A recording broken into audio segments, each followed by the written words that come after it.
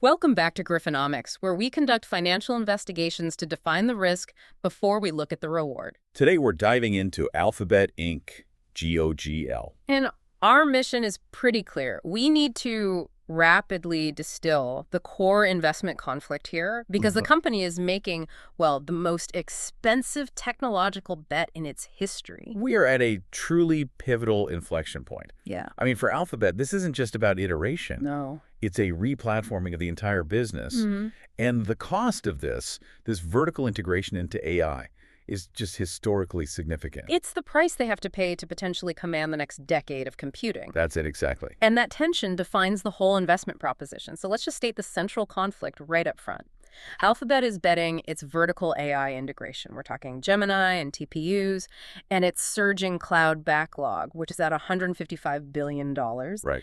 They're betting that will drive a major re-rating despite a massive 83% CapEx surge and, of course, that stinging $3.5 billion EU antitrust fine. That thesis it captures the core dilemma perfectly. Mm-hmm.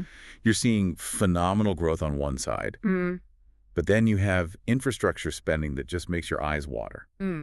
So is the foundation strong enough to handle that bill? That's the question. Okay, let's start with that foundational strength. Let's look at the Q3 2025 numbers, because they were highly impressive. A historic milestone. Their first ever $100 billion revenue quarter. It clocked in at, what, 102.3 billion? 102.346 to be precise. And that's a very solid 16% year-over-year jump. And what's so crucial here is it isn't just top-line growth, right? They converted it. Oh, absolutely. They converted it into spectacular profitability. Yeah. Net income showed a very robust 33% growth. Landing at $35 billion. $35 billion. And the operating margin story, I find this fascinating because it shows the underlying health despite all the costs. Right. So the reported margin was 30.5%, but if you take out that huge one-time regulatory hit, the 3.5 billion EU fine. Exactly.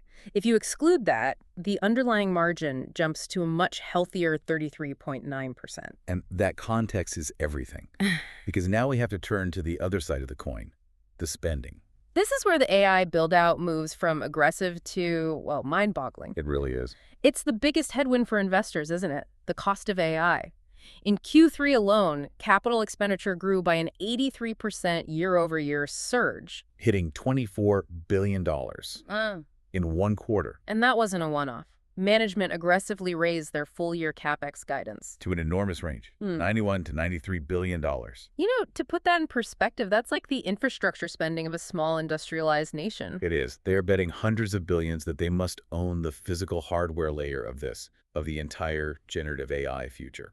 And that spending creates immediate pain points on the income statement. It has to. Because they're retiring older cloud hardware so quickly to make room for the new stuff, we saw depreciation expense surge 41%. Right, up to $5.6 billion. And that high depreciation, it hits your bottom line today. It's short-term pain for long-term leadership. Exactly. Investors are being asked to stomach a massive bill right now and just trust that the efficiency gains will pay off in, 5 years. Okay, so let's unpack why they think this spending is justified.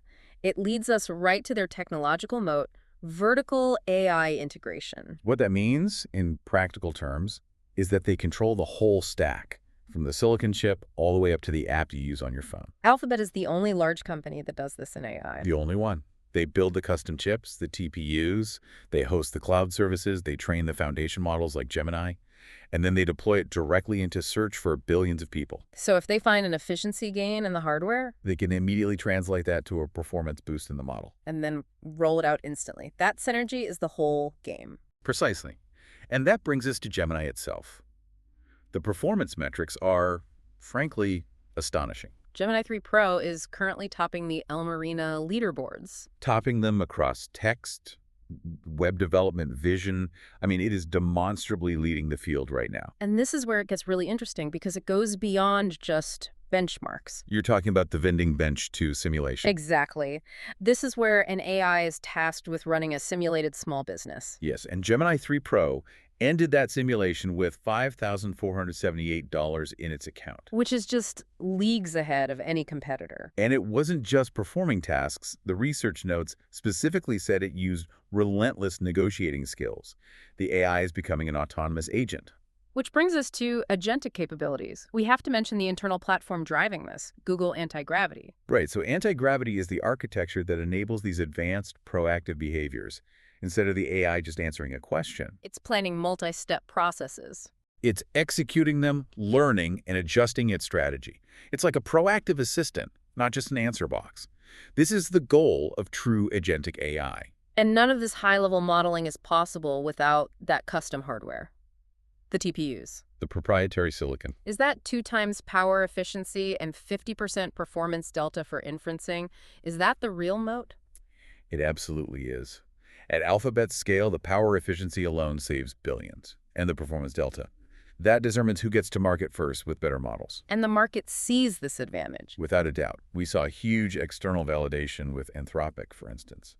They're planning to access up to 1 million TPUs for their workloads. So competitors are literally paying Alphabet to rent the very infrastructure that defines the competitive landscape. A staggering commitment. And a perfect bridge to the cloud segment, GCP, which is how they monetize this leadership right away. The momentum in GCP is undeniable. Cloud revenue grew a very strong 34%. To $15.2 billion. But the real story is profitability. Operating income grew even faster, a massive 85% surge, hitting $3.6 billion.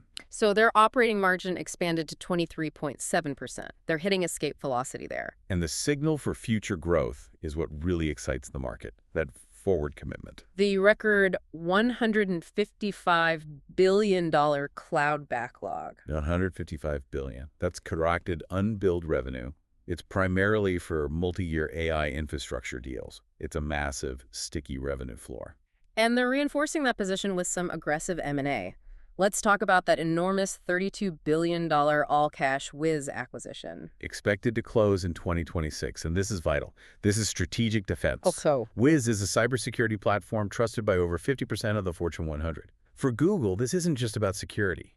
It's about neutralizing the multi-cloud threat. because Wiz operates across AWS, Azure, Oracle. Exactly. By acquiring Wiz, Alphabet is integrating itself into competing cloud environments. It prevents them from being locked out. And financially, the deal is set to add, what, $700 million in recurring revenue right away. On closing, yes. It's a strategic win-win. Now, the cloud story is phenomenal, but none of this is possible without the ultimate cash engine funding the whole thing. We have to talk about the resilience of search. For years, the market narrative was search is dead, that LLMs would destroy the ad model. That narrative is definitively dead. Search is actually accelerating. That's right. Search revenue grew a strong 15% year over year. To $56.6 billion, and it maintained its dominant 90% market share.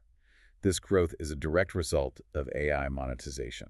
So how are they pulling money out of AI queries? It's mainly 2 products. First, there's AI Max in search. They call it their fastest-growing AI-powered search ads product.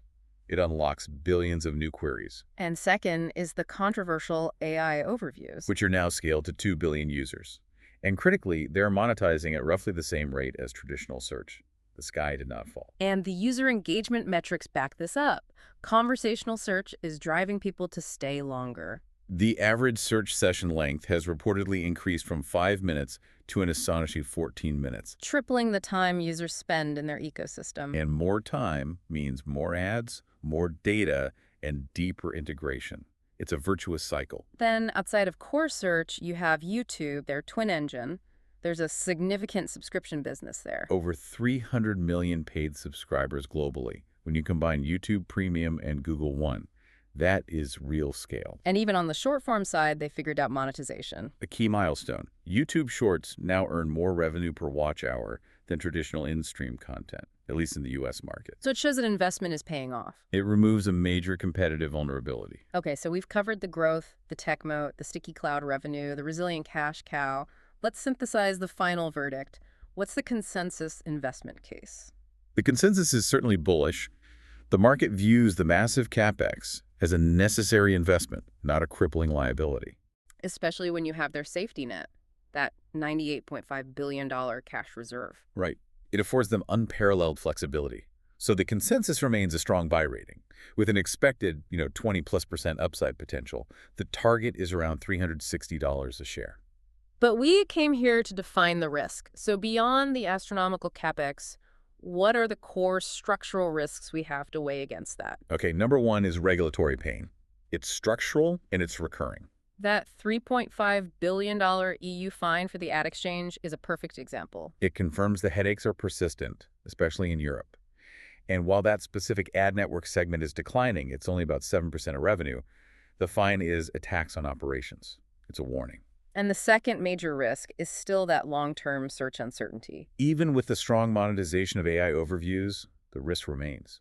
Could AI fundamentally alter search in a way that leads to, say, customer dissatisfaction or lower margins? If the AI answers the query too well, fewer clicks mean fewer high-value ads. It's a very delicate balancing act. And finally, we have to raise a caution flag around some aggressive financial strategies. Analysts specifically cited financial engineering. You're talking about Google acting as a guarantor for that $3 billion data center expansion for a Bitcoin mining company. Exactly. While it might be strategic for getting compute access, that kind of debt strategy can sometimes mask underlying costs or expand risks in non-core areas. It just warrants caution. So it all comes back to that initial tension. Exponential growth funded by potentially risky, unprecedented spending. They are betting the entire future on becoming the foundational infrastructure layer for the next era of computing. And given that aggressive CapEx and the explicit comparisons the company is making to the early days of the internet boom, you have to consider the broader impact here. The question for you, the listener, to consider is this. How long until the sheer scale of Alphabet's AI investment forces all competitors, regardless of their size, to operate exclusively on its infrastructure stack? That is the ultimate question of competitive pressure for the next decade. Risk defined. Portfolio protected.